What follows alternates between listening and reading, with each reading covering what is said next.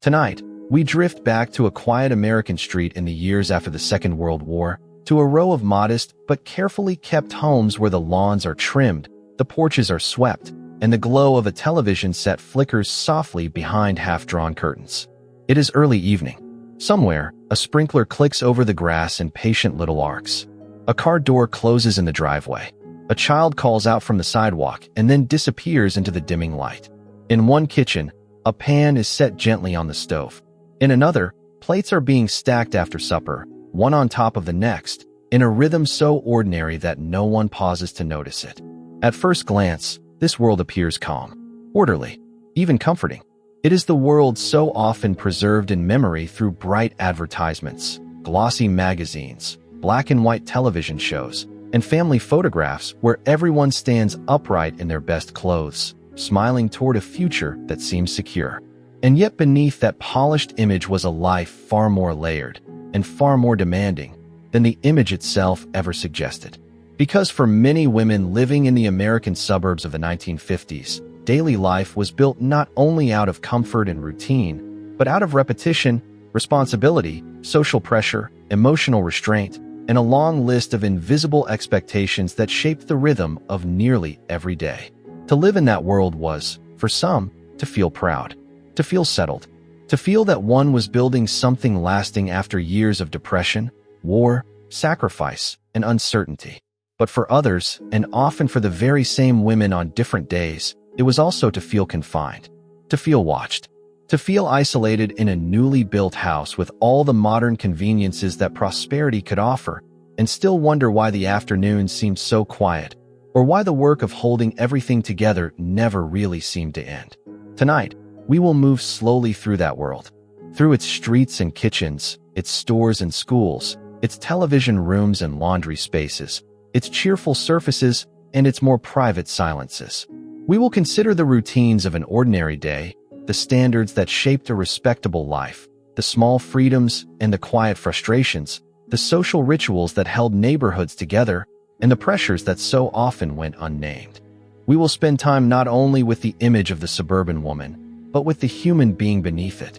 A woman expected to manage meals, moods, children, appearances, budgets, errands, hospitality, and discipline, often with little acknowledgement that all of this, taken together, amounted to something very much like full-time labor, even when the culture around her insisted on calling it something natural. And as we move deeper into this lost domestic landscape, we may begin to see that the American suburb of the 1950s was not simply a place of comfort or conformity. It was a place where millions of women lived complicated lives inside a very powerful ideal. An ideal of home, an ideal of marriage, an ideal of motherhood, an ideal of femininity, and an ideal of happiness so bright and so constantly repeated that it could make ordinary dissatisfaction feel almost unspeakable. So let us begin where that world so often began each morning. Not with the broad promises of post-war America, but with a single house, before dawn or just after it, when the day was already starting long before anyone thought to call it work. To understand what life felt like for women in suburban America in the 1950s, it helps first to understand why these neighborhoods mattered so much in the first place. The suburb was not just a place where people happened to live. It was one of the great symbols of post-war American life. And like many symbols, it was brighter, simpler, and more persuasive than the reality it tried to describe. The adults who moved into these neighborhoods had often lived through years of disruption. Some had known the Great Depression as children or young adults. They remembered rationing, uncertainty, secondhand clothes, unpaid bills, and the careful art of stretching food and money farther than seemed possible. Then came the war, bringing fear, separation, work, upheaval, military service, and a sense that ordinary life had been placed on hold for a global emergency. When the war ended, the hunger for normal life was real. Not glamorous life, not adventure. Something simpler than that.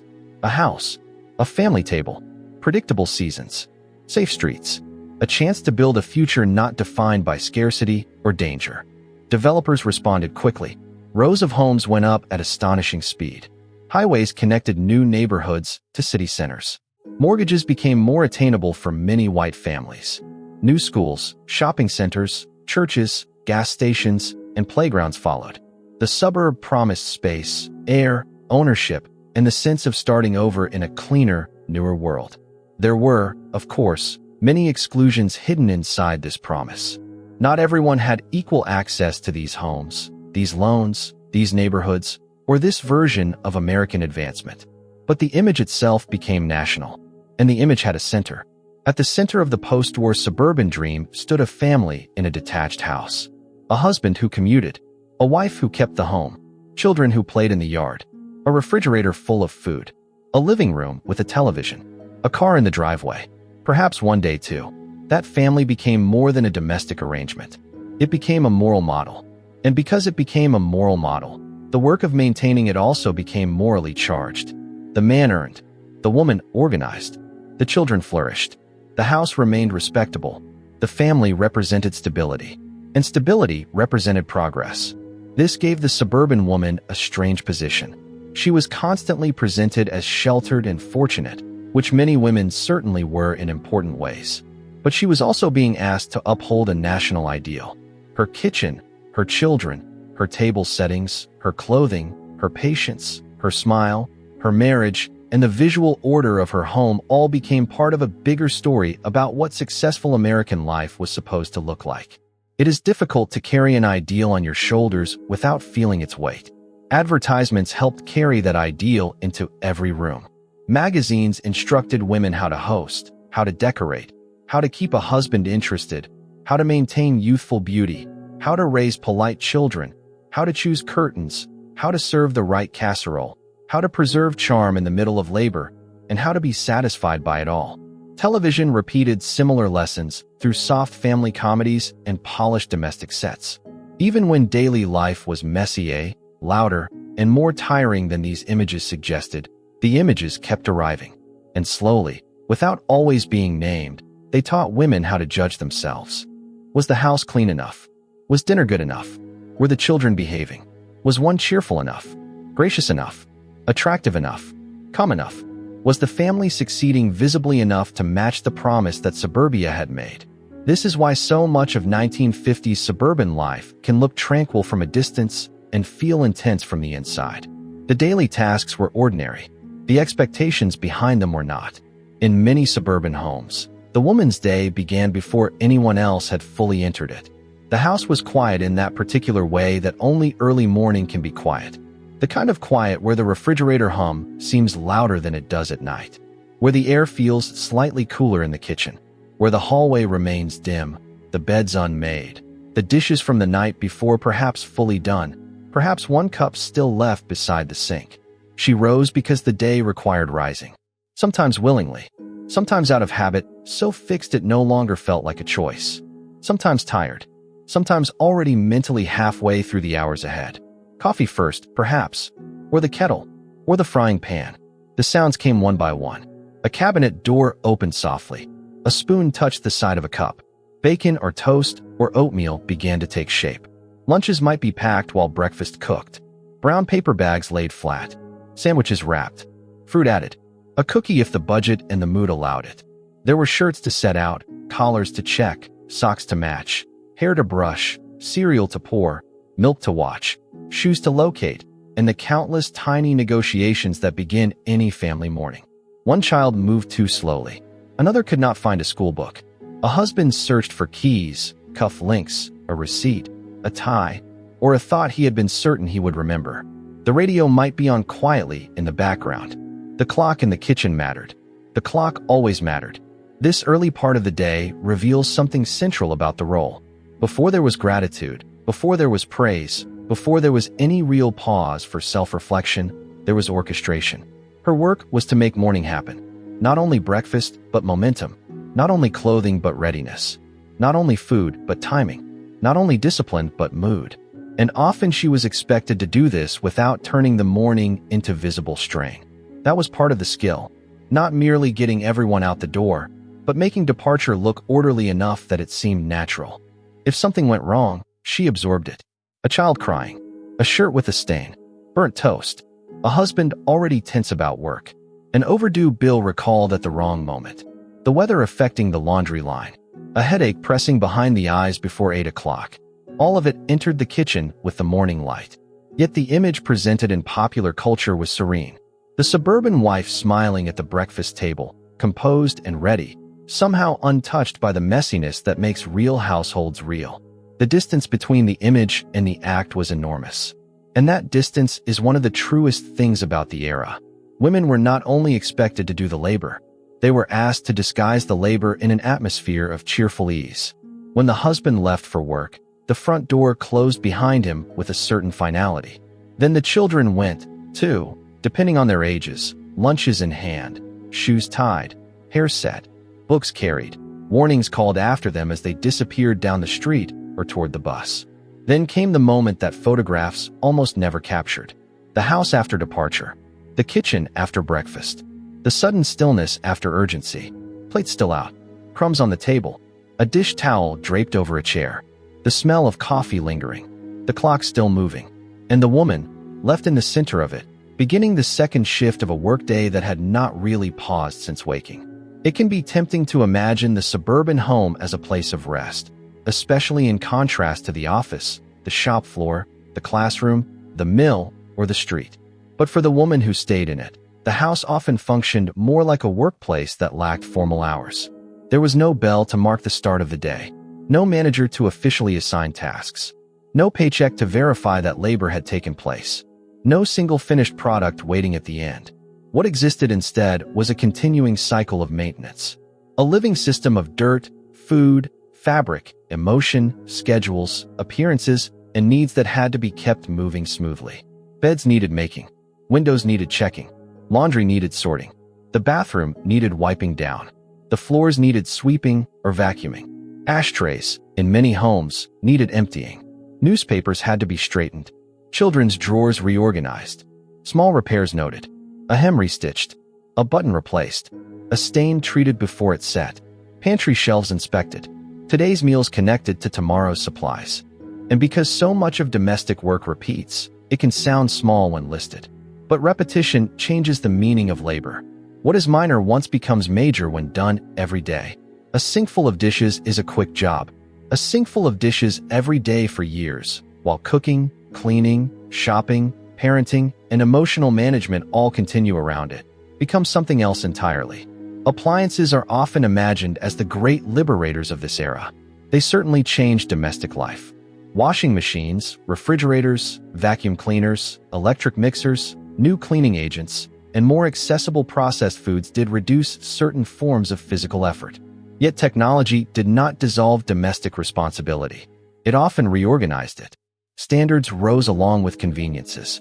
If a washing machine made clothes easier to clean, then cleaner clothes might become expected. If a vacuum cleaner made carpeting easier to maintain, dust might become less forgivable.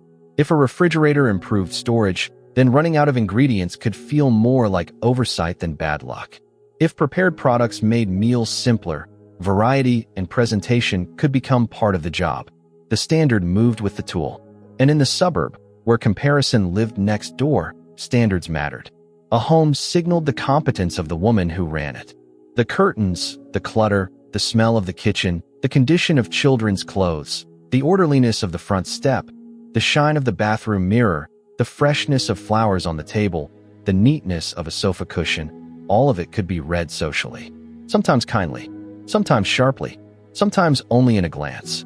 This meant that domestic work did not belong solely to necessity. It belonged also to presentation.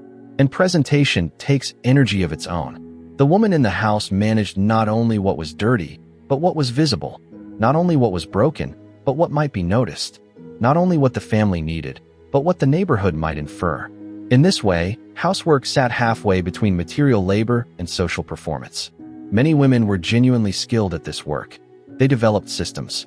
Laundry on one day, deeper cleaning on another, shopping at certain hours, baking ahead, budgeting by envelope, ironing in the late afternoon, making use of leftovers with impressive economy, knowing which stores had better produce, which cuts of meat stretched farther, which fabrics held up, which guests needed special care, and which corners of the house could wait another day. Skill does not make labor unreal. If anything, it shows how real the labor is. One only becomes highly skilled at something that demands sustained thought and attention. And yet, Because domestic ability was spoken of as feminine instinct or simply what a wife did, it could be difficult for women themselves to claim the full complexity of what they were managing. They were organizers, schedulers, negotiators, purchasing agents, caregivers, maintenance planners, stylists, hostesses, and budget officers all at once. But the words often offered to them were softer. Good homemaker, good wife, good mother, good at keeping things nice. Those words were not false. They were just incomplete. There are few better windows into the life of the 1950s suburban woman than laundry, because laundry is domestic labor at its most repetitive, ordinary, and revealing.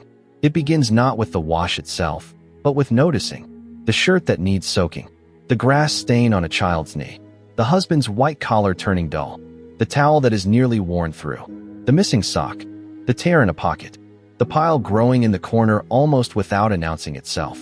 Then comes sorting, whites and colors, delicates and towels, school clothes and good clothes.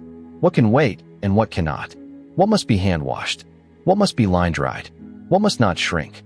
Even with a machine, there is judgment involved. Memory, timing, anticipation. The machine hums. Water churns. Soap does its work. But the woman's attention does not leave the process. Loads must be transferred. Wet fabric lifted. Clothes shaken out. Lines clipped in the yard if weather allows. Sheets stretched. Small garments pinned. Wind considered. Clouds watched. Or indoors, a dryer perhaps, though not every household relied on one in the same way. Then folding, stacking, matching, putting away, and often ironing. Ironing belonged especially to the visual discipline of the era. Pressed dresses, neat blouses, crisp shirts, smooth pillowcases, handkerchiefs, school outfits, collars and hems all carried the mark of labor that vanished the moment someone wore the garment. The iron itself, heavy and warm, moved slowly over fabric while the woman stood in place, hour after hour at times, flattening wrinkles from things destined to wrinkle again. This kind of labor has a meditative side and a wearying side. It is repetitive enough to invite thought. One can remember while ironing, worry while ironing, plan supper while ironing, resent somebody while ironing. Wonder if one's life will always sound like this: the steady push of metal over cloth, the faint hiss of steam, the radio talking in the background. And yet there can also be pride in the finished stack, the visual satisfaction of order, the sense that the family is properly turned out for the world, the small dignity of competence. What is striking is how often such work exists at the edge of recognition. A fresh shirt appears in a closet and seems to have always been there. A tablecloth looks neat at dinner because earlier someone stood and pressed it. Children go to school looking presentable because someone noticed stains before they sat. Domestic labor often creates the invisible conditions of other people's ease. Laundry is also where time reveals itself. A baby's onesies become school clothes. School clothes become teenage sizes. A husband's shirts wear thin at the cuffs. Towels fray. Aprons fade. Seasonal wardrobes shift. The woman handling the clothes is in intimate contact with the material fact of family life changing. She sees who is growing, who is aging, who is hard on fabric, who is careless, who is ill, who is recovering, who needs replacing, who can make do. In that sense, even laundry is not just mechanical. It is observational. The woman doing it learns the family through its traces. And because so much of her work happened in traces, not public events, she often knew more than anyone else about the slow condition of the household. Which towel was one wash away from retiring? Which child needed a larger coat? Which blouse had become too worn for company? Which good dress still had one more season in it, if hemmed carefully? Domestic life gathered around her in tiny warnings and gradual signs. If laundry reveals repetition, the kitchen reveals range. The suburban kitchen of the 1950s was not just a room. It was the operating center of the household. Food began there. Conversation passed through there. Budget decisions emerged there. Children drifted in and out of there. Neighbors were sometimes received there informally, even if the living room was meant for more formal company. And nearly every day, regardless of mood, weather, or fatigue, the kitchen demanded service. Breakfast ended and left its wake. Lunch arrived whether one felt inventive or not. Dinner loomed from early afternoon onward. The family might remember dinner as a single event at 6 o'clock. The woman often experienced it as an all-day structure. What meat was thawing?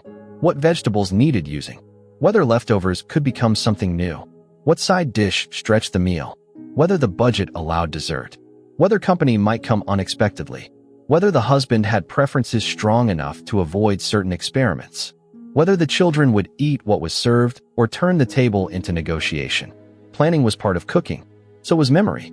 The kitchen was a room of lists, substitutions, and anticipations. One needed flour before running out. One needed enough milk for tomorrow's breakfast. One noticed the sugar was low, the potatoes softening, the onions nearly gone. One tracked sales, coupons, habits, waste, and guests. There was also the question of presentation. A meal was nourishment, but it was also proof. It proved care. It proved order. It proved that the household turned in rhythm. The dinner hour in particular carried a ceremonial quality in many suburban homes. Not grand ceremony, but repeated ceremony. The family gathered. The father returned from the public world of work. The mother presented the meal. Children came to the table in some recognizable condition. Conversation began. The day's strain had to pass through this moment and appear manageable. This could be warm. For many families, dinner offered togetherness, jokes, stories, discipline, and memory. A family identity forms around repeated meals. The food served, the prayers said or not said, the seating patterns, the topics allowed, the corrections made, the amount of silence or laughter, all of it accumulates into culture. The woman in the kitchen often held that culture together more than anyone else. But warmth does not erase effort. What the family experienced as dinner, the woman experienced as planning, preparation, timing, serving, clearing, scraping, washing, drying, and returning the kitchen to order. The meal was temporary. The labor around it extended before and after. And because the kitchen was associated with femininity, the skill required there could be praised while still being taken for granted. A good cook was admired. A bad meal could be noticed immediately. Yet, even excellent daily cooking, performed over years, might remain one of those abilities everyone relied on while few treated as a serious form of expertise. Then there was baking.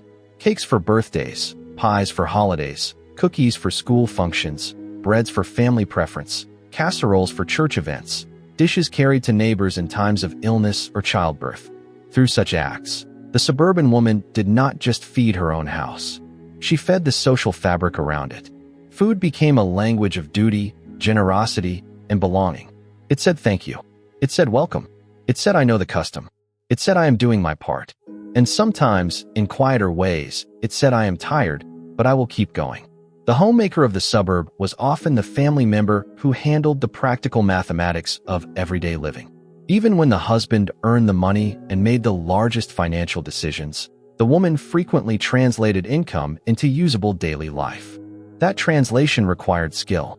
There were grocery lists and household lists, school needs, seasonal clothing, small treats, medicine, cleaning supplies, birthday gifts, church contributions, repairs, holiday spending, and the constant question of whether one item was essential now or could wait another week.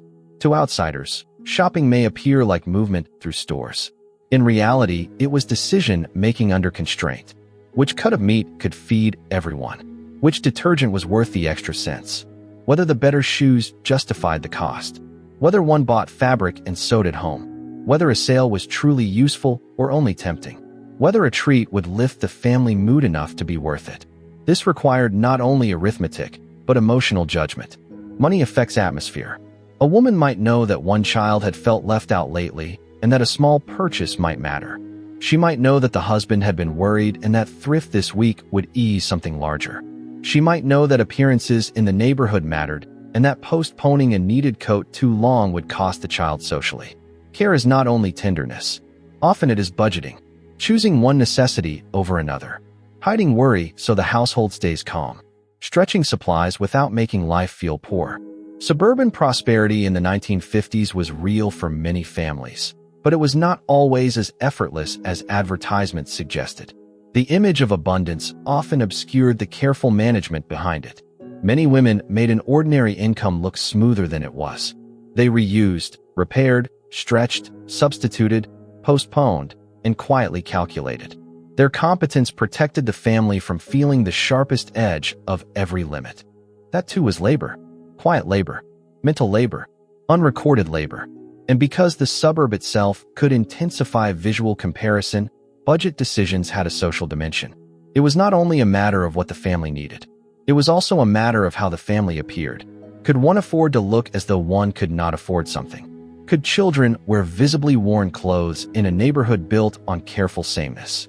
Could the living room go too long without refreshment when neighbors routinely visited? Could a woman herself stop caring about lipstick, hair appointments, or decent shoes without signaling that something larger had gone wrong? In this way, even spending became part of suburban performance. And the woman, often as the one managing daily purchases, stood directly in the tension between thrift and display. One of the quiet contradictions of the 1950s suburban feminine ideal is that it asked women to appear effortlessly composed while requiring real effort to sustain that appearance. Hair had to be set. Rollers, appointments, brushes, sprays, scarves, pins, and routines shaped the look that later seemed simply feminine. Makeup, if worn, had to seem tasteful rather than excessive. Lipstick, powder, perhaps mascara, perhaps not, depending on class, region, and personal habit. Clothes had to be clean, coordinated, and appropriate. The housewife ideal often leaned toward dresses, skirts, aprons, good posture, and visible care rather than slackness. This did not mean every woman dressed like an advertisement inside her own home. Many wore whatever was comfortable and functional, but the cultural pressure remained. One was not supposed to disappear into domestic exhaustion. One was supposed to remain presentable, and there was meaning attached to that presentability. A woman who looked neat signaled self-respect, discipline, and feminine success. A woman who looked too tired, too casual, too indifferent, or too visibly worn by labor risked seeming as though she had let the domestic ideal fray. The point is not vanity. The point is expectation. Beauty work became one more layer of work in a life already crowded with tasks. It was another category of upkeep, another form of maintenance. The body, like the house, was supposed to show evidence of care. This could be pleasurable. Many women enjoyed dressing well, visiting beauty parlors, sharing cosmetics advice, choosing fabrics, or taking pride in style. Pleasure and pressure can coexist. What matters is that the culture often blurred them together so thoroughly that women could feel obliged to enjoy what they were required to perform. This is a pattern found across many eras, but it had particular force in mid-century suburbia. The woman represented the home. The home represented the family. The family represented success. Therefore, her appearance became part of a chain of meaning much larger than herself. After the morning rush and before the return of children from school, the suburb entered one of its most characteristic social rhythms: daytime female sociability. This might take the form of coffee in a neighbor's kitchen, a church circle, a bridge game, a PTA meeting, a volunteer committee, a walk with strollers, a stop at the grocer where conversation lingered longer than the purchase required, a chance encounter on the sidewalk that turned into 20 minutes of talk about children, husbands, prices, headaches, recipes, and the weather. These interactions mattered more than they might appear to matter. They relieved isolation. They carried information. They built local trust. They offered emotional ventilation in a world where much of women's labor occurred alone inside the home. One woman might borrow sugar. Another might ask advice about a fever. Another might quietly share worry about a husband's temper, a child's behavior, or a bill. The language would often remain polite, but beneath the politeness there could be real dependence. Neighborhood friendship helped women survive monotony. It gave shape to the day. It made the suburb feel inhabited rather than simply arranged. There was also pleasure here.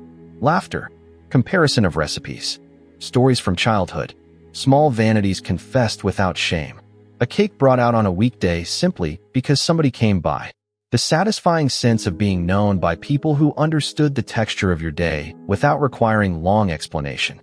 And yet friendship lived alongside comparison, because the same circles that sustained women also taught them what counted. Who hosted well, who decorated tastefully, who seemed overwhelmed, who let children run wild, who always looked polished, who volunteered just enough, who volunteered too obviously, who seemed lucky, who seemed difficult, who was slightly talked about. This gentle social surveillance did not require cruelty to function. It could exist inside friendliness. That is what makes it subtle. People need not be malicious to participate in a culture of comparison.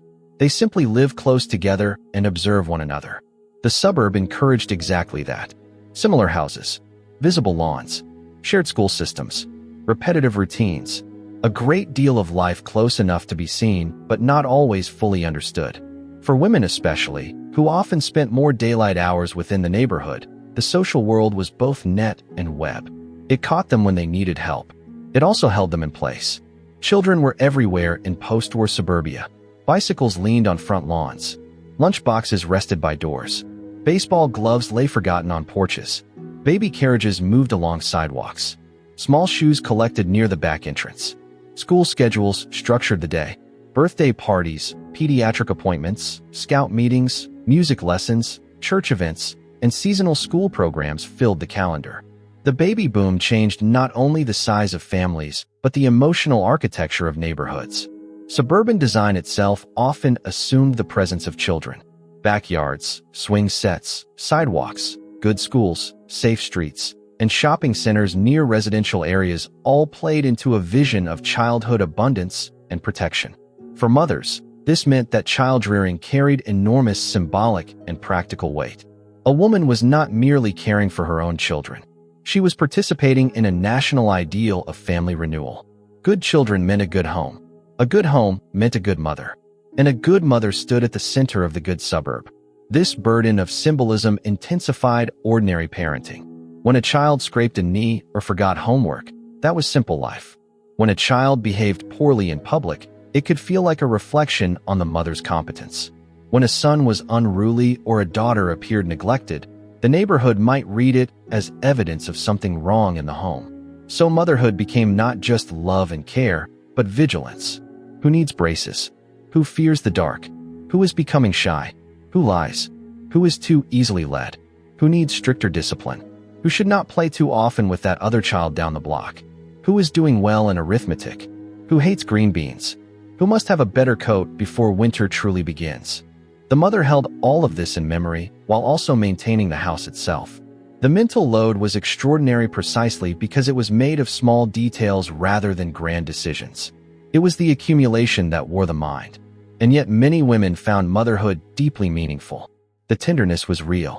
Reading stories at bedtime, watching children learn to tie shoes, listening to them recite lessons, seeing them healthy and fed, knowing a family was taking root in this new life. For women who had lived through instability, there could be profound comfort in the ordinary continuity of children growing. Still, the emotional truth of motherhood is rarely singular. One can love fiercely and still feel tired. One can be devoted and still crave silence. One can believe in family life and still feel that one's self has been spread very thin inside it. The 1950s suburban ideal often had little room for such mixed feelings. Motherhood was elevated so highly that it could be difficult to admit how exhausting, repetitive, or identity-consuming it could become. Marriage in the suburban 1950s was surrounded by a script so familiar that many couples could move through it without naming it directly. The husband worked outside the home. The wife made the home workable. His world was public, hers private. His labor earned the money. Hers translated money into daily life. This arrangement had its own internal logic. For many couples it felt sensible, even desirable. It offered specialization, rhythm, a division of responsibility that, at least outwardly, simplified roles. But clear roles are not the same as equal freedom. The husband's wage often gave him structural power. The wife might manage day-to-day expenses and still lack full financial independence. She might be deeply trusted and still have fewer practical options if the marriage became strained. She might be central to the family's emotional and domestic life, while still being described as not working. The emotional expectations of wives could also be demanding. She was supposed to welcome the husband home, understand his pressures, keep the household from adding unnecessary strain, look attractive but not vain, be supportive without seeming controlling, maintain respectability, be pleasant with his colleagues or relatives, help preserve the feeling that home was a refuge from the harder public world. The role had moral language around it. A good wife was encouraging, tactful, patient, loyal, and composed. She did not humiliate her husband. She did not reveal private conflict too readily. She made things smooth. This required emotional labor of a sort rarely named at the time. A woman often absorbed tension and translated it into manageability. She noticed when silence at dinner meant fatigue, worry, anger, or defeat. She gauged whether to ask questions or let the evening pass softly. She moderated children's noise accordingly. She planned meals, gatherings, and even conversation around the emotional climate of the household. Marriage might contain tenderness, humor, loyalty, routine, boredom, passion, resentment, stability, and loneliness all at once. And because divorce carried greater stigma and fewer accessible pathways for many women than it would later, accommodation became a central marital skill. One did not always speak every disappointment. One often adjusted. One found ways to endure, to smooth, to reframe, to keep going. This does not mean suburban marriages were uniformly unhappy. Many were loving. Many men respected their wives and depended on them deeply. Many couples built honest companionship within the forms available to them. But even in good marriages, the structure often leaned on women's emotional flexibility more heavily than on men's. Harmony itself could become part of the wife's task.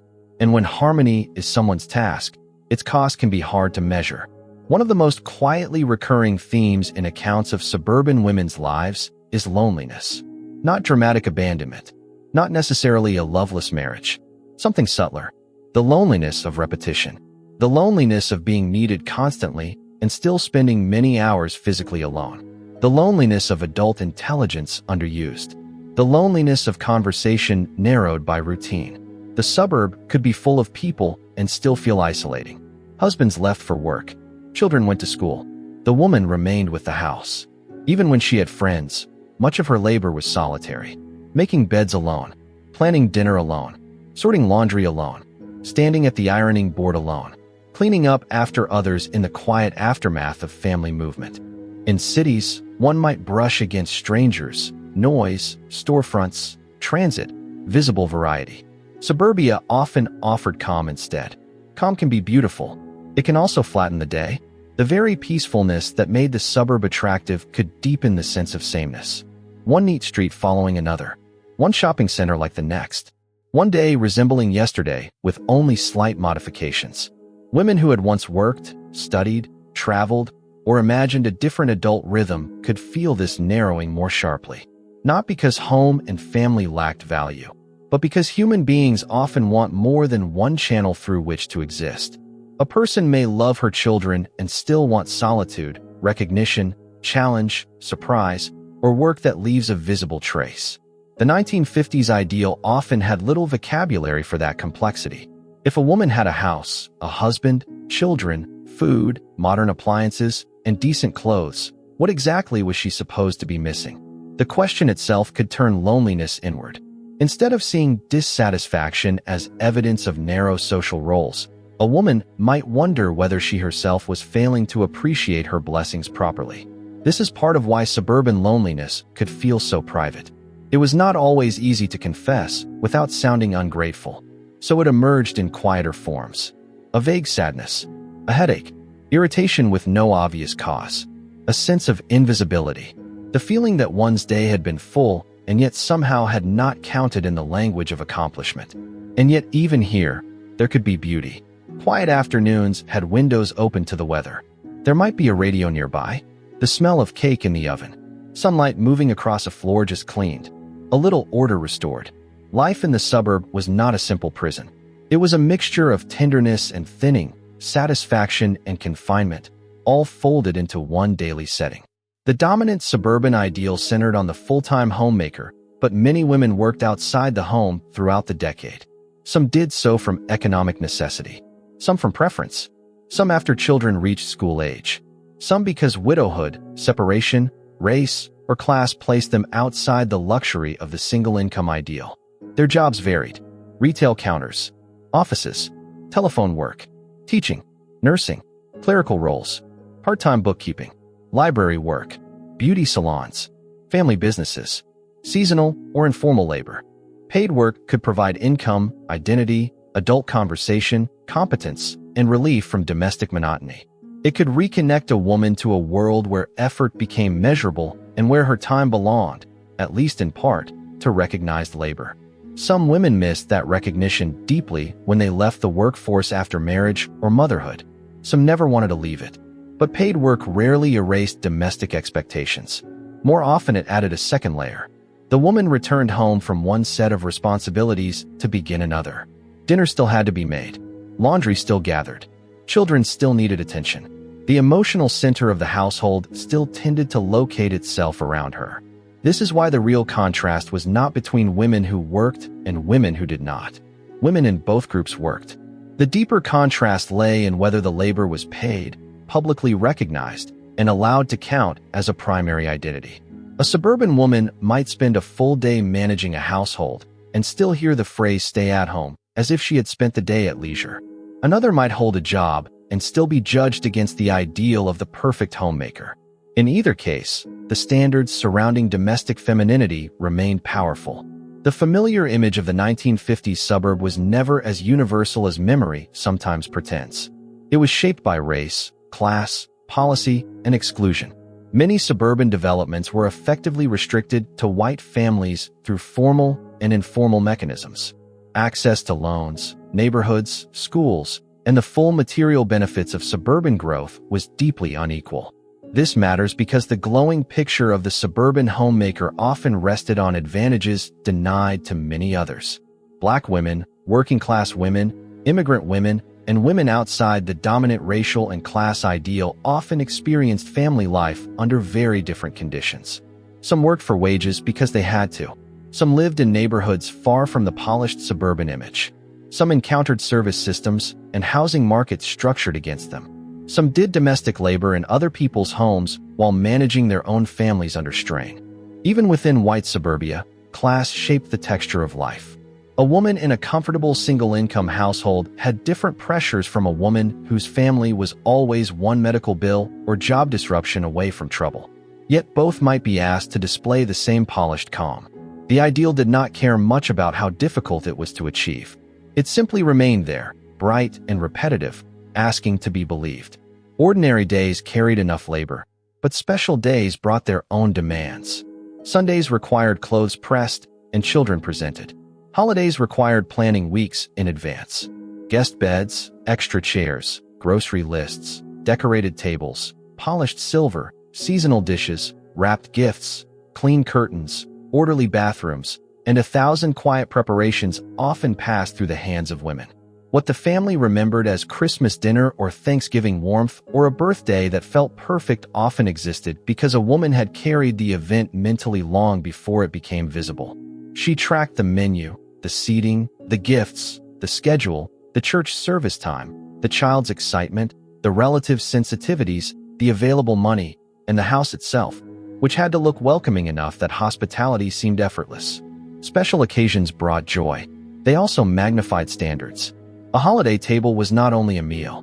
It was an expression of care, taste, competence, and family identity. A good hostess made memory possible. The cost of this, however, was often fatigue no one quite saw. As the day moved toward night, television became one of the most characteristic rituals of the era. Families gathered in living rooms around a glowing set that offered comedy, news, variety shows, family dramas, sponsored messages, jingles, and a fresh stream of domestic ideals flowing directly into the house. For the suburban woman, this could be a rare softening of the day. Children sat. The husband sat. There was a sense, however temporary, that motion had slowed. And yet she might still be mending, folding, sorting, or preparing for morning while the screen flickered. Television reflected the world and instructed it. It showed neat homes, witty husbands, tidy wives, manageable children, and endings contained within half an hour. Its domestic scenes were cleaner than life, funnier than life, more easily resolved than life. But they also confirmed what normal family rhythm was supposed to look like. When the children finally went to bed and the house quieted, there was often a brief hour of stillness. The day's noise faded. Streetlights glowed outside. The kitchen, restored once again, waited in clean order for the next morning's interruption. A woman might sit in that quiet and feel relief. She might feel nothing at all except tiredness. Or she might feel thoughts reemerge now that labor had thinned enough to let thought return. How many years like this? Am I happy? Why am I restless? Would I choose this again? Is there more of me somewhere beneath the doing? Then sleep, then the alarm, then the coffee pot, then the same day, almost beginning again. By the end of the decade, and into the years that followed, a wider cultural shift would begin to give language to experiences many women had already been living privately. But before public language comes private sensation. And private sensation had been accumulating for years. Restlessness in the suburb often did not begin as ideology. It began as atmosphere. A sense that the days were full, but somehow narrowing. A sense that one's competence was real, but under-acknowledged. A sense that the role was dignified, but too complete, too total, leaving too little unclaimed space in which a different self might continue to grow. This restlessness could coexist with love. That is what makes it so important. A woman might love her children, feel loyalty to her husband, appreciate her house, and still feel that something in her had been placed in storage. Not destroyed. Stored. Waiting. For some women, the feeling appeared as boredom. For others, as depression, headaches, irritability, or numbness. For others, as overinvestment in consumption, decoration, dieting, volunteerism, or perfect presentation. When a culture gives few legitimate forms for deeper dissatisfaction, people often express it through the forms the culture does permit. And the culture permitted improvement of the home, improvement of the body, improvement of the meal, improvement of the children, improvement of the social schedule. Not always the direct question of whether the structure itself asked too much. Yet the question was already there, quietly, in kitchens, in diaries, in conversations after another woman left the room, in memories of wartime work, in the feeling of reading a magazine article that promised happiness and somehow feeling more lonely after reading it. No world remains unchanged forever, and inside the apparent stillness of 1950s suburbia, change was already beginning. Girls were watching their mothers and drawing conclusions. Women were reading more widely. Educational opportunities, though uneven, existed in the background. Consumer culture widened aspirations even as it narrowed them. Media carried new ideas alongside old ones. Some women returned to work. Some pursued volunteer leadership that hinted at skills larger than the home. Some began quietly asking whether competence in domestic life should be the only approved form of female adulthood. The change did not come all at once. That is rarely how change arrives. It came in questions first, then in contrasts, then in conversations, then in irritation at being underestimated, then in the recognition that what felt private might in fact be shared by millions. The suburb itself would not vanish. Home would not cease to matter. Family would not become meaningless. What changed, slowly, was the insistence that one narrow model of wifehood and motherhood had to contain the full truth of a woman's life. The women of the 1950s were not simply passive figures waiting for history to move around them. They were the ones making history livable day by day. They created the domestic order of post-war America. They also, often quietly and at personal cost, revealed its limits. So now, as we return one last time to that suburban street in the evening light, the picture looks a little different from the one we saw at first. The lawns are still trimmed. The porches are still swept. The windows still glow softly behind curtains. A family still gathers somewhere around a television set. A casserole dish still cools on a counter. A bicycle still lies in the grass. Everything still appears calm. And calm was part of the truth. The suburb could be peaceful. It could be safe. It could be full of love, ordinary stability, and the daily satisfactions of care well given. Women built beautiful homes there. They raised families there. They formed friendships there. They created rituals and memories there that mattered deeply. But now we can also see the hidden structure inside that calm. The unseen morning labor, the laundry, the budgeting, the emotional management, the social comparison, the effort of beauty, the repetition of meals, the silence of afternoon rooms, the careful balancing of duty and self, the loneliness that could sit beside plenty, the pride that could sit beside exhaustion, the tenderness that could sit beside confinement. The woman at the center of the suburban 1950s was never just an image in an advertisement. She was not simply a smiling face beside a modern appliance. She was a worker, a manager, a memory keeper, a peacekeeper, a planner, a cook, a cleaner, a parent, a host, a budgeter, a watcher, a scheduler, and often the emotional hinge on which the family turned.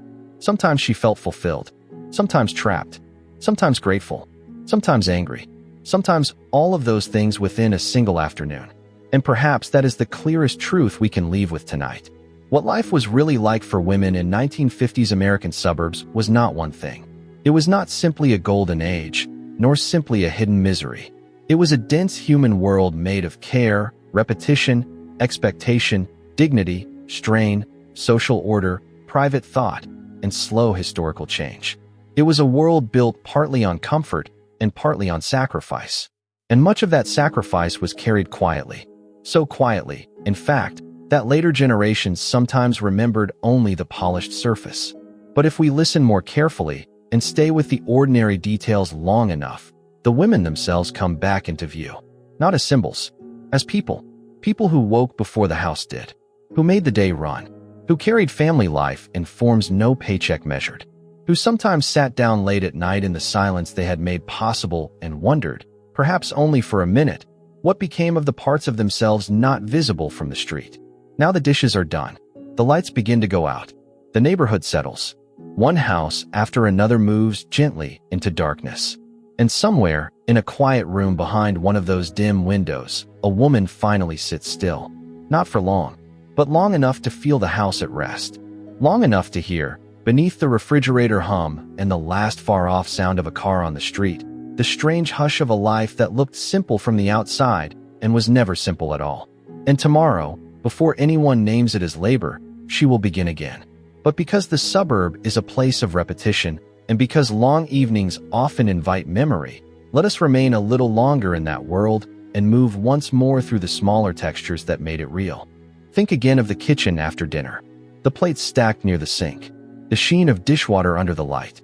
The smell of roast or onions or coffee that still lingers faintly in the curtains. A child calling from the bathroom for a towel. A husband in the next room unfolding the evening paper.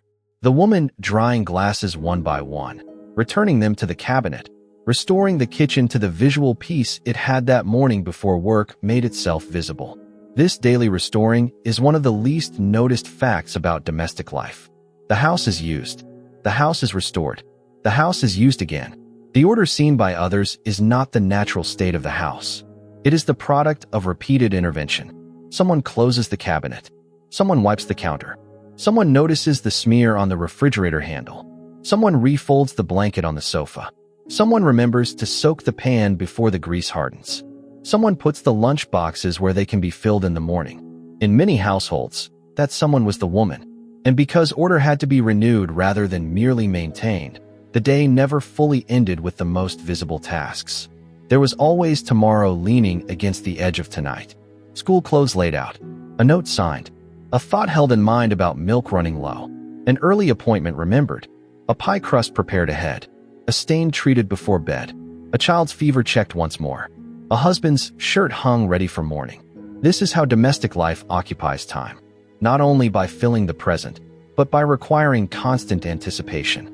The woman lives one step ahead of the family, turning future inconvenience into present management. That is why her labor so often disappears. Success looks like smoothness. Smoothness looks like ease.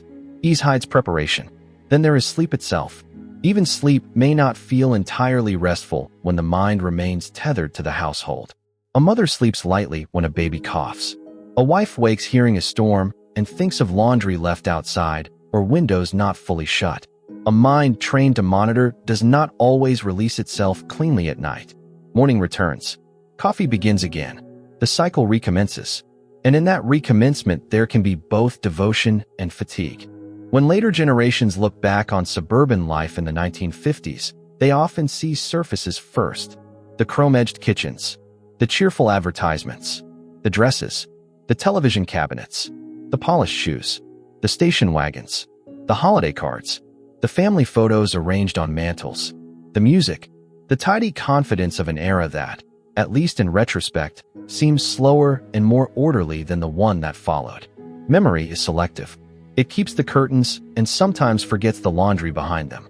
It keeps the birthday cake and sometimes forgets the shopping, mixing, frosting, and late-night cleanup that made the cake possible.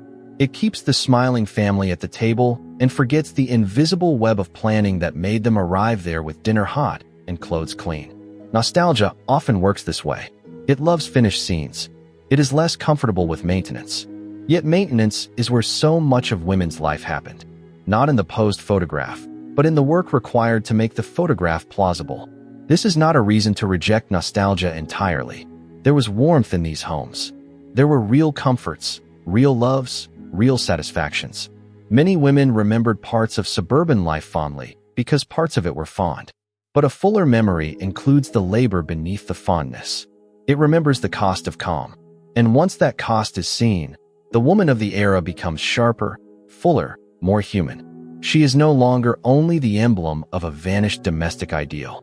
She is a person moving through systems of expectation while improvising, coping, caring, enduring, and sometimes dreaming beyond them. Perhaps one of the gentlest ways to understand this world is through sound. The clink of dishes in the sink, the vacuum moving across a carpet, the steady thump of a washing machine, the click of a sprinkler, the screen door closing, a distant lawnmower, children calling in the street, a pressure cooker hissing, radio voices in the kitchen, the muffled comedy of a television in the other room, the iron set upright on its board, the timer sounding, the dog barking at the mailman, a neighbor's heels on the sidewalk. A woman in the suburb lived inside this soundscape all day. It was the music of maintenance. The sounds were not grand, but they were constant. And in time, they formed a kind of domestic weather, the audible texture of a life spent holding many small systems together. Silence mattered too.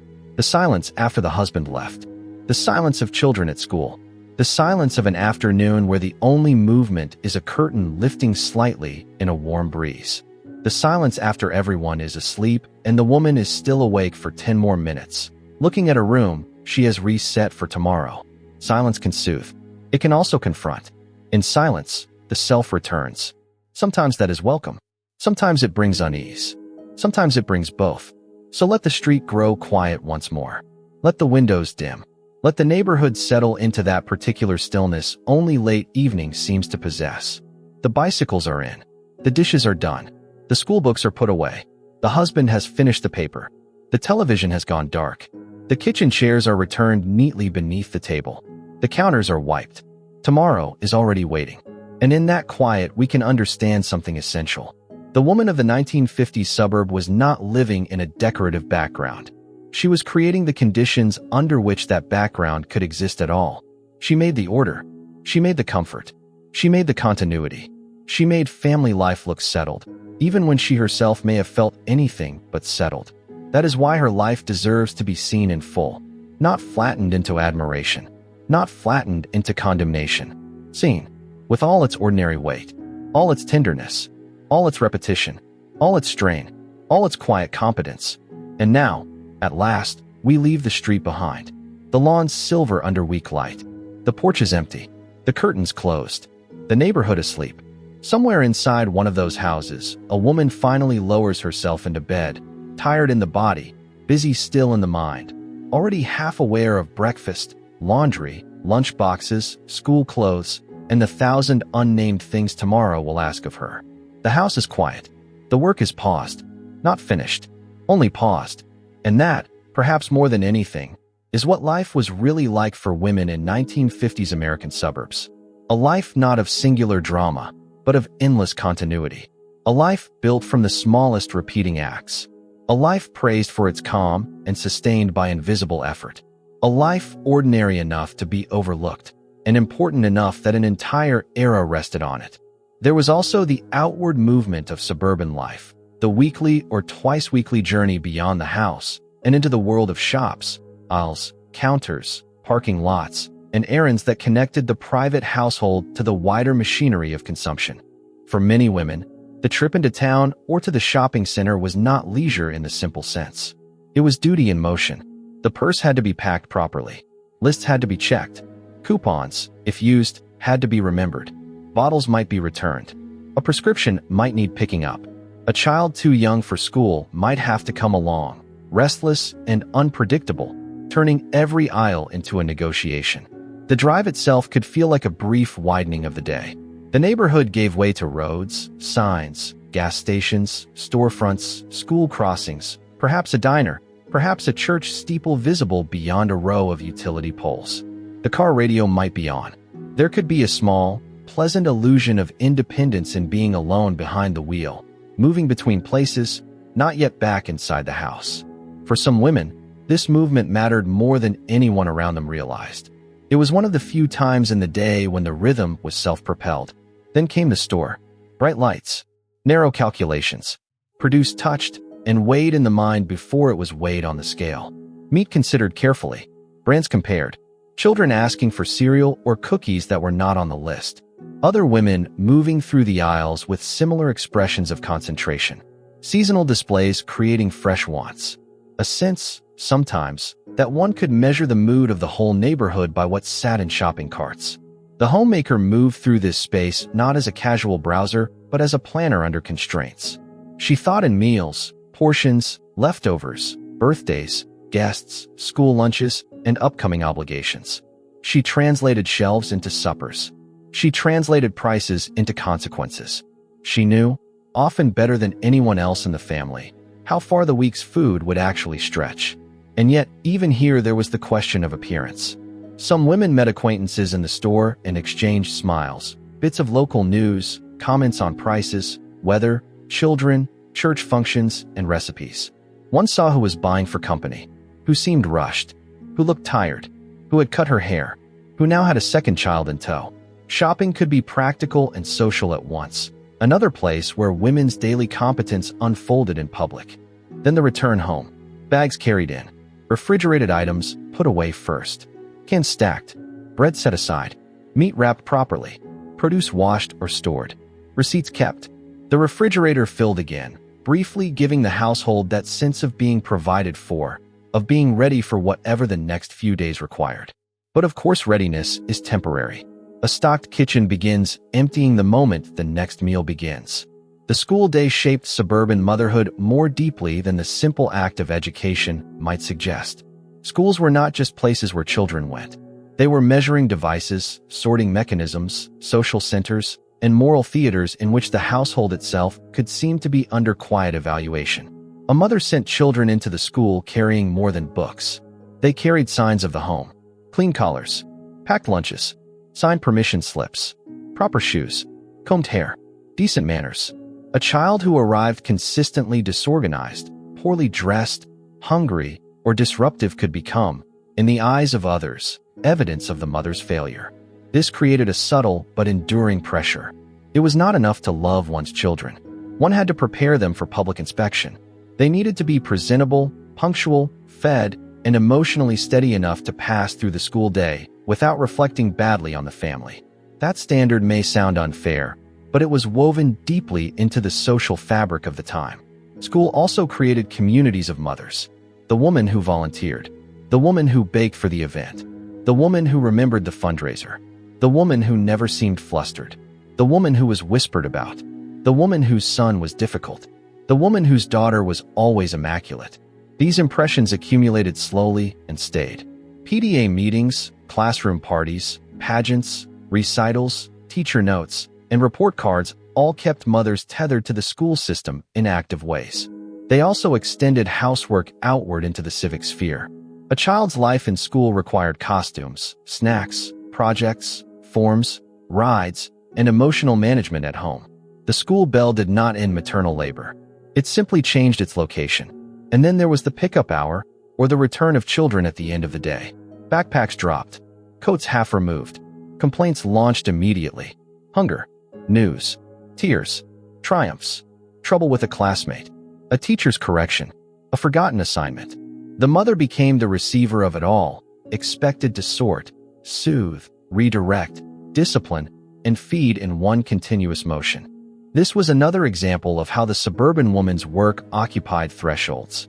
She stood at the crossing point between public and private life. The child moved out into the world and returned, carrying that world back with them. The mother took it in, interpreted it, and prepared the child to go back again tomorrow. When school was out, the days changed shape but did not necessarily become easier. Summer in the suburb is often remembered as carefree. Sprinklers, bicycles, bare feet, screen doors, watermelon on the porch, the drone of cicadas, children gone for long hours into safe-looking streets. There is truth in that image. But for the woman of the house, summer often meant a different kind of labor rather than less labor. Children home all day altered everything. Meals multiplied, snacks multiplied, noise multiplied, arguments multiplied. The kitchen never seemed fully reset because somebody was always hungry again. Towels were wetter, floors dirtier, the phone more likely to ring with plans, cancellations, or little neighborhood disputes. There were boredom complaints to answer and scraped knees to disinfect. There were rules about when children could go out, with whom, and how far. A mother in summer became the regulator of motion. Sunscreen, hats, lemonade, timing, neighbor permissions, thunderclouds rolling in, library trips, obligations not to disturb the father's work clothes, expectations about chores even when school was not in session. She was still the one who made the day hold together. And if the summer heat rose high enough, the house itself became a mood. Windows open, fans running, laundry drying faster, tempers perhaps shorter, afternoon fatigue heavier. A woman might stand over the stove in warm weather preparing dinner and feel the full density of the season in a way that children, running through sprinklers outside, did not. At the same time, summer could offer fleeting forms of sweetness that stayed in memory.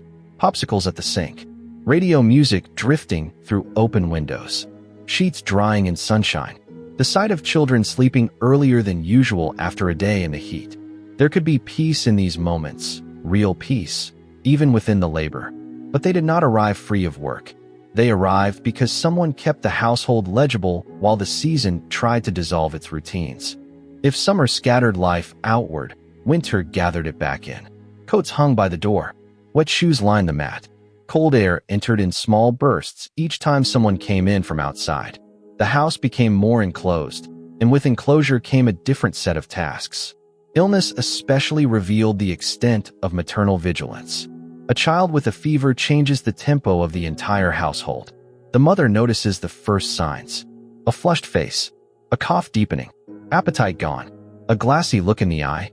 Then come thermometers, medicine cabinets, extra laundry, cool cloths, phone calls to the doctor, and the careful balancing act of caring for the sick child while keeping the rest of the house moving. Women often became the medical memory of the family. They knew who reacted badly to what medicine, whose cough always lingered, which child was prone to earaches, how high the fever ran before it frightened her, what foods the sick person could keep down, and how to make a room quiet enough for recovery while the rest of life continued around it. Winter also deepened domestic enclosure. More meals indoors, more mess tracked in, more hours spent inside with children who were restless from confinement. The mother had to keep emotional weather from worsening the literal weather. She improvised games, managed cabin fever, watched for wet mittens, monitored stovetops, and adjusted the house to shorter days and longer nights. And if she herself became ill, the situation could become especially revealing. Domestic systems built around one woman's continuous management did not always know how to stop. Even a sick homemaker might continue in reduced form, doing what she could from a chair, from bed, from the edge of the kitchen counter. When a household depends on invisible labor, its absence is often noticed only when it falters. Among the recurring spaces in many women's suburban lives, the beauty parlor held a special place. It was a site of maintenance, certainly, but also one of the few semi-public places where a woman might be cared for rather than doing the caring. Hair appointments were not trivial in this world. Hair mattered socially. It signaled age, class, discipline, taste, and femininity. To keep one's hair set was part of staying presentable, especially in communities where women saw one another frequently.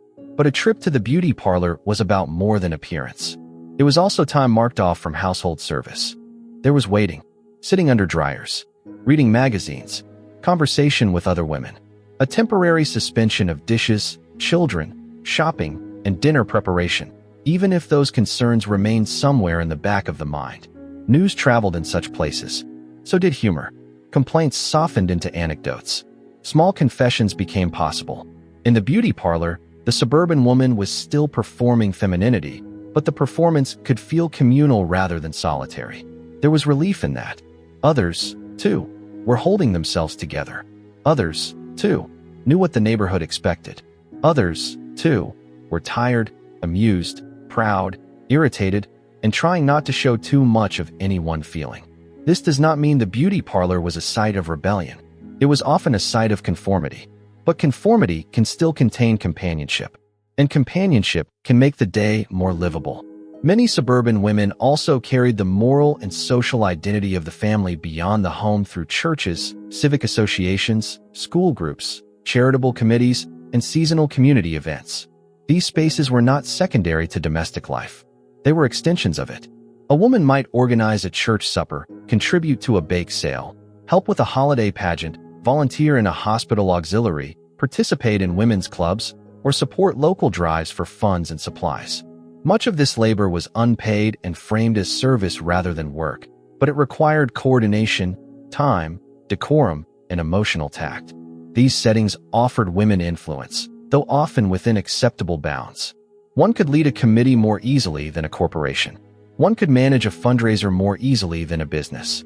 Yet the same competencies were often involved: scheduling, delegation, negotiation, presentation, memory, and stamina. Respectability lived here, too. The family did not exist only within the walls of the home. It existed in pews, in folding chairs, in school auditoriums, in parish halls, and in neighborhood drives. The suburban woman often became the person who converted family respectability into public participation. And public participation, while meaningful, could become one more layer atop an already crowded life. A church event required extra baking. A school function required extra sewing. A holiday program required costumes ironed, hair brushed, rides arranged, and the household kept moving in spite of added obligations. Duty expanded wherever family life extended, and family life extended nearly everywhere. The suburban living room, especially when company was expected, became a small theater of competence. Chairs positioned just so, ashtrays emptied, magazines arranged, curtains straightened, a coffee table cleared, children told what they were not to touch, good dishes brought out or not, depending on the occasion, desserts plated, ice checked, napkins folded. Entertaining in the 1950s could range from informal coffee to dinner with another couple, family visits, neighborhood gatherings, bridge nights, holiday open houses, or drinks before supper. Whatever the scale, the woman usually bore the larger share of preparation. The event itself might last 2 hours. The labor behind it could consume an entire day. What guests saw was ease. A tidy room, a pleasant hostess, something warm from the oven. Children either charming or absent at the right moments. A husband arriving into the scene with relative freshness because he had not spent the day building it. This was not fraud. It was social craft. The ability to make people feel comfortable while hiding the labor that comfort required. The suburban woman became highly trained in this craft. She knew how to set tone through lighting, food, table arrangement, flowers, phrasing, and even the strategic closing of certain doors. Hospitality was a language of belonging. It told others that the family was settled, generous, civilized, and competent. It also exposed women to heightened pressure. A poor meal, an untidy room, a child's interruption, a visible marital tension, any of these could feel like a failure not only of the event but of the household's identity. And yet, for many women, entertaining was also one of the rare times domestic work produced immediate admiration. Guests praised the meal, the room, the dessert, the warmth of the home. Approval, when it came most visibly through hospitality. No wonder some women invested so much care in it. One of the quieter regions of suburban life involved marriage as an intimate relation rather than a public institution. The culture of the 1950s spoke constantly about marriage and only selectively about desire. Women were expected to be attractive, responsive, and devoted, but the emotional language available to them was often narrow. A wife was not generally encouraged to speak too openly about dissatisfaction, boredom, or unequal desire. Sexuality belonged inside marriage, yet even there it was often wrapped in euphemism, manners, and silence. The respectable wife was neither too cold nor too demanding. She was meant to participate without threatening the overall script of feminine modesty. This could produce confusion. A woman might love her husband and still feel that intimate life belonged more to duty than to mutual expression. Or she might desire closeness more deeply than the social world around her allowed her to name. Or she might simply feel tired, chronically tired, and unable to explain how domestic exhaustion altered the emotional life of marriage. Such matters were often handled indirectly, if at all, through mood, through avoidance, through jokes not fully finished, through the gap between magazine advice and lived feeling, through the unspoken awareness that a wife's body, like the rest of her domestic life, was expected to be available within a structure largely defined by others. To note, this is not to strip tenderness from the era. Many marriages contained real affection and real intimacy, but it is to recognize that privacy does not automatically produce freedom.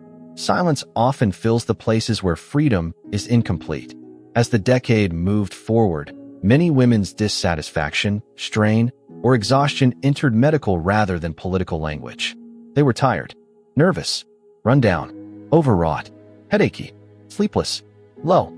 These words could capture real bodily and emotional states, but they also translated structural burdens into individual symptoms.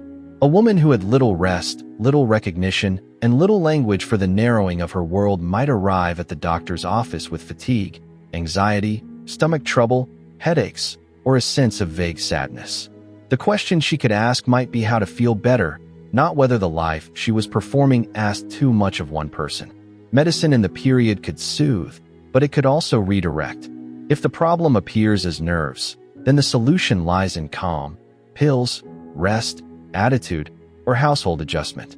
The deeper social arrangement remains harder to name. This is part of how eras protect themselves. They absorb contradiction into private symptom. A woman feels the strain in her body first. Only later, perhaps, might she learn that thousands or millions felt something similar. The suburb did not shape only the women who ran households. It also shaped the girls who watched those households being run. Daughters learned womanhood partly through instruction and partly through atmosphere. They watched their mothers fold, soothe, prepare, polish, host, budget, worry, and smile. They absorbed the rhythms of feminine labor before they had words for it. Some daughters admired what they saw. They saw competence, warmth, family devotion, and beauty. They understood the home as a place where care itself became visible. Others saw fatigue, frustration, dependence, or a narrowing they did not want for themselves. Most likely saw some combination of both. The mother's life became both model and caution. It showed how a woman might be loved, respected, and needed. It also showed how a woman might disappear into being needed. A daughter learning to set a table or mind younger siblings might already be learning more than practical skill. She might be learning what will later feel normal to ask of herself. The future often begins in observation. The next decade's questions were being formed in these kitchens long before they were printed in books or spoken on stages. Yet it would be wrong to imagine the suburban woman only as a figure trapped in routine without agency. Within constrained worlds, people create rooms of freedom, however small. A woman might linger in the car after errands before going back inside. She might read at the table after lunch for 10 extra minutes before beginning the next task. She might choose her own curtains with secret seriousness because beauty there belongs entirely to her taste. She might listen to music while ironing and claim that hour inwardly as her own. She might take pride in a garden, in baking, in volunteer work, in correspondence, in a sewing project, in a magazine article, in the pleasure of a clean floor no one else notices. She might cultivate wit among friends, private sarcasm, private tenderness, private thoughts never fully spoken. These freedoms do not dissolve structural pressure, but they matter. They remind us that women inside powerful ideals were never merely passive surfaces. They interpreted the ideal, bent it, lived around it, survived it, sometimes loved parts of it, sometimes resisted it quietly, and sometimes built selves within it that exceeded what the culture thought it had assigned them. So once more, as the light lowers over the suburban street, we can imagine the woman inside the house not as a single type, but as many overlapping selves. The efficient one who keeps the meals moving. The tired one who would like 10 minutes of silence. The affectionate one who reads to a child in bed. The frustrated one who feels unseen. The social one who laughs with neighbors over coffee. The proud one who has made a home from almost nothing. The lonely one who wonders what happened to the wider world. The dutiful one who will get up tomorrow and do it all again. The inward one whose thoughts belong only to herself. This is what makes her interesting. Not perfection, not even consistency, Complexity. The suburb asked her to look simple. She was never simple.